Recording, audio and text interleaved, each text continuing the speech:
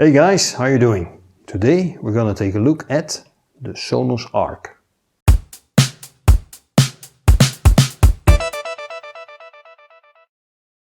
After 7 years of loyal service, it's getting time to update my current surround sound setup. And I've been thinking about replacing it with a soundbar. Last year I already tried a couple of different soundbars but was never really that impressed.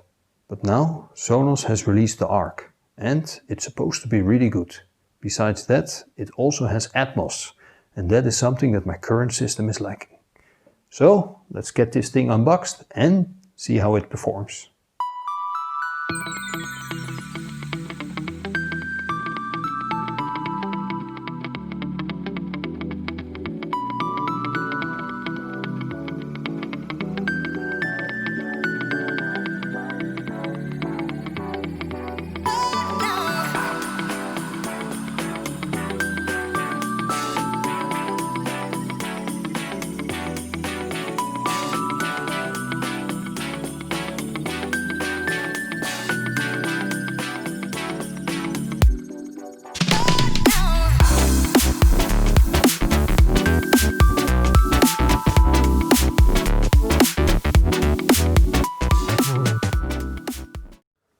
Inside, almost everything you need is included.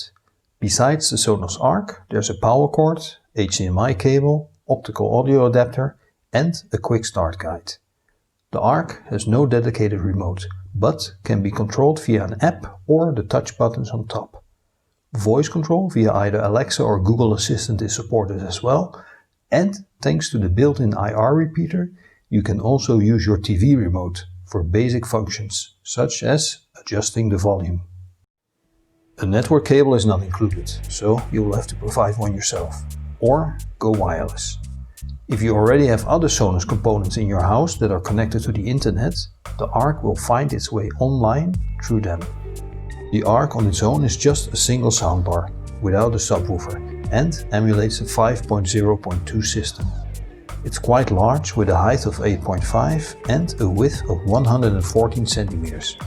This is something to take in consideration if your screen is under 55 inches or sits so low that the Arc will partially block your screen. The Arc can be wall mounted and Sonos offers a dedicated wall mount at a retail price of $79. Should you prefer this option, then it's nice to know that the Arc automatically optimizes the sound settings for a near wall setup. Instead of speaker cloth, the Arc has a rounded metal grille to protect its 8 elliptical woofers and 3 angled silk dome tweeters, which are powered by 11 Class D amplifiers. All connections can be found in a rectangular recess on the back. They include an HDMI port, an Ethernet port and a power socket. The Arc also has a pairing button for easy setup. An optical input is lacking, but an adapter is included in case HDMI is not an option for you.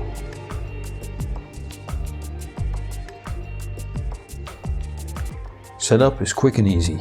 Just add the Arc in the app and you'll be guided through the whole process. In less than 5 minutes, you're ready to roll. The Arc's biggest selling point is Dolby Atmos support.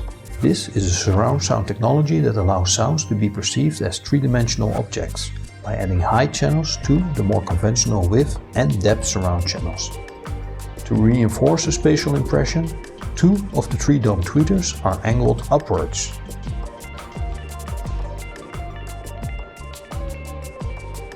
Unfortunately, not everyone will be able to enjoy Dolby Atmos with the Sonos Arc. It will only work if your TV supports eARC or at least Atmos pass-through. The reason for this is this soundbar only has one HDMI port, meaning source devices such as a PlayStation 4 or an Apple TV 4K must be looped through the television to the soundbar. However, many TV models and projectors do not support Dolby Atmos pass-through.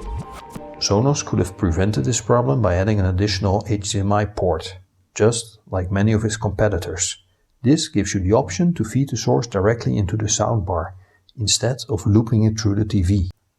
I'm not saying that you should stay away from the Arc if your TV doesn't support Atmos pass-through, because even with just Dolby Digital, this thing sounds fantastic. It's just that I would have preferred at least one more HDMI port, because I like to have options. My guess is that Sonos just wanted to keep things as simple as possible. Something else to consider is the fact that multi-channel LPCM and DTS are not supported by the Sonos Arc. I know that some players can convert DTS to Dolby Digital, but still, I would have liked to see onboard DTS decoding. The formats that are supported by the Arc are Dolby Atmos, Dolby True HD, Dolby Digital Plus and regular Dolby Digital. And my final point of criticism concerns the fact that even though the Sonos Control app works flawlessly on Android, support for TruePlay is restricted to iOS only, and that is a bit of a bummer. For those of you who don't know what TruePlay is, this is a software program that dynamically tunes the soundbar to the acoustics of your room. Now, on to the Arc's predominant positive side, the sound quality. In the past I've had several soundbars here in my living room competing against my modest 5.1 setup, consisting of a Pioneer SCLX57 AV receiver and a KEF KHT 2005.2 speaker set. Even though this setup is about 7 years old, I had not yet encountered a soundbar that comes close in delivering an equally enjoying surround sound experience. But now, with the Arc, I'm a bit in doubt. The addition of Atmos, which is something my current setup is lacking, works surprisingly well and is very cool to experience. The rear sound effects are not as convincing as my current setup, but that's because my room is quite odd shaped, and this makes a proper rear reflection nearly impossible. In my rectangular shaped home office room, the rear effects are far better audible. Still, the Arc is the best sounding soundbar I've tested here in my living room so far. I must admit that the thought of giving up my full 5.1 set in exchange of the Arc has crossed my mind a couple of times. It's really that good. Besides being very clear, the Arc is also very capable of handling dynamic shifts, keeping you at the edge of your seat during an entire action movie. With music I find the Arc less impressive, but in all honesty, most surround sound setups are not so great with music. The music does sound clean and detailed, but the stereo imaging is a bit off. If you have some change left, you could also add a subwoofer and some rear speakers, but I doubt that many people will feel the need to do so. The Arc on its own is a huge step up from any budget soundbar, let alone from just the integrated TV speakers. So, is the Arc good enough to replace my old 5.1 setup? Well, it's definitely a good soundbar. It has a very clear sound both in music and in movies. Besides that, it is very easy to set up and the inclusion of Atmos makes it pretty much future-proof.